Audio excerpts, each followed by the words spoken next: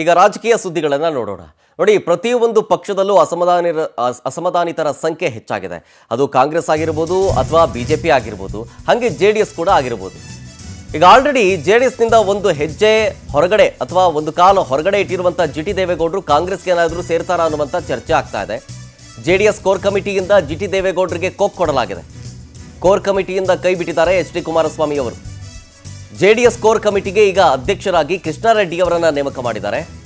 ಮೊದಲೇ ಪಕ್ಷದಿಂದ ಅಂತರವನ್ನು ಕಾಯ್ದುಕೊಂಡಿದ್ರು GT ದೇವೇಗೌಡರಿಗೆ ಕೋಕ್ ಕೊಟ್ಬಿಟ್ಟು ಈಗ ಹೊಸಬರನ್ನ ಆಯ್ಕೆ ಮಾಡಲಾಗಿದೆ. ಮತ್ತೊಂದು ಕಡೆ CM ಸಿದ್ದರಾಮಯ್ಯನವರು ಆಫರ್ ಮಾಡಿದಾರಂತೆ GT ದೇವೇಗೌಡರಿಗೆ, ನಮ್ಮ ಪಕ್ಷಕ್ಕೆ ಬರೋದಾದ್ರೆ ಬನ್ನಿ ಅಂತ. ಸೊ ಹಾಗಾಗಿ JDS ಶಾಸಕರಾದಂಥ GT ದೇವೇಗೌಡರ ನಡೆ ತೀವ್ರ ಕುತೂಹಲಕ್ಕೆ ಕಾರಣವಾಗ್ತಾ ಇದೆ. ಈಗ ಆಲ್ರೆಡಿ ಹೋದಲ್ಲಿ ಬಂದಲ್ಲಿ ಪಕ್ಷಕ್ಕೆ ಸ್ಟ್ಯಾಂಡ್ ತಗೊಳ್ಳೋದುವಂತಹ ಒಂದು ಸ್ಟೇಟ್ಮೆಂಟ್ ಕೊಟ್ಟಿರಲಿಲ್ಲ. ಎಲ್ಲವೂ ಕೂಡ ವಿರುದ್ಧವಾಗೇ ಇತ್ತು. ಯಾವುದೋ ಒಂದಾಗಲಿ, ಒಂದು ಮಿತ್ರ ಪಕ್ಷವಾಗಿರುವಂಥ BJPಯ ನಡೆಯನ್ನು ಸಮರ್ಥಿಸ್ಕೊಳ್ಳೋದರ ಬಿಟ್ಟು ಅದರ ವಿರುದ್ಧವಾಗಿ ಸ್ಟೇಟ್ಮೆಂಟ್ಗಳನ್ನು ಕೊಡ್ತಾ ಇದ್ರು. ಒಂದು ರೀತಿಯಾಗಿ ಕಾಂಗ್ರೆಸ್ ಪರವಾಗಿ ಮಾತಾಡ್ತಿದ್ದಾರೆ ಇವರು ಅಂತ ರಾಜಕೀಯ ಪಂಡಿತರು ಹೇಳ್ತಾ ಇದ್ರು. ಸೊ ಆದಷ್ಟು ಬೇಗ ಅವರು ಪಕ್ಷ ಬಿಟ್ಟು ಬೇರೆ ಪಕ್ಷ ಸೇರ್ತಾರೆ ಅನ್ನುವಂಥ ಮಾತು ಕೂಡ ಇತ್ತು.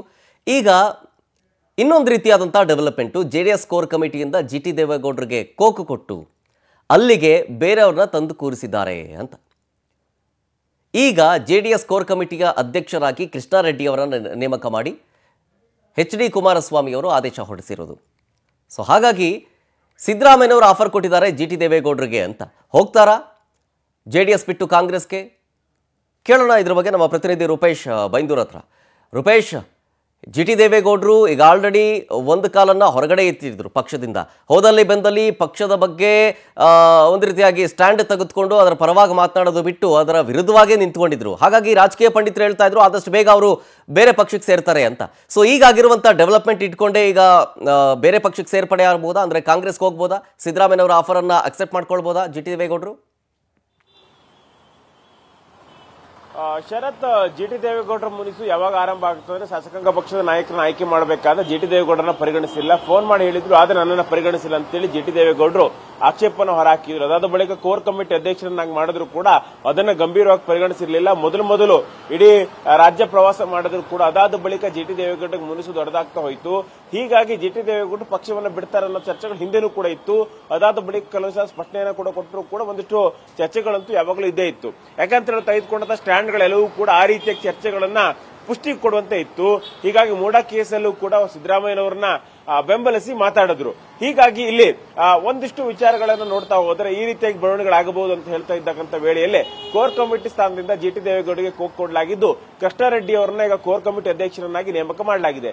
ಇಲ್ಲಿ ಕೃಷ್ಣಾರೆಡ್ಡಿ ಅವರನ್ನ ಕೋರ್ ಕಮಿಟಿಯಾಗಿ ನೇಮಕ ಮಾಡಿದ್ರಲ್ಲ, ಅದಾದ ಬಳಿಕ ಮುನಿಸು ಮತ್ತಷ್ಟು ಹೆಚ್ಚಾಗುತ್ತೆ ಅನ್ನೋದನ್ನ ವಿಶ್ಲೇಷಣೆ ಮಾಡಬಹುದು. ಹೀಗಾಗಿ GT ದೇವೇಗೌಡರ ಕೋಕ್ ಕೊಡ್ತಾ ಇದ್ದಂತೆ CM ಸಿದ್ದರಾಮಯ್ಯನವರು ಈಗ ಓಪನ್ ಆಫರ್ ಅನ್ನ GT ದೇವೇಗೌಡರಿಗೆ ಕೊಟ್ಟಿದ್ದಾರೆ. GT ದೇವೇಗೌಡರು ನಮ್ಮದೇ ಕ್ಷೇತ್ರದವರು, ಹೀಗಾಗಿ ಅವರು ಪಕ್ಷಕ್ಕೆ ಬಂದ್ರೆ ಸ್ವಾಗತ ಅಂತೇಳಿ ನಾನು ಕರೆಯೋದಿಲ್ಲ, ಅವ್ರು ಪಕ್ಷಕ್ಕೆ ಬಂದ್ರೆ ಸ್ವಾಗತ ಅನ್ನೋದ್ರ ಮೂಲಕವಾಗಿ GT ದೇವೇಗೌಡರ ಓಪನ್ ಆಫರ್ ಅನ್ನ CM ಸಿದ್ದರಾಮಯ್ಯನವರು ಕೊಟ್ಟಿದ್ದಾರೆ.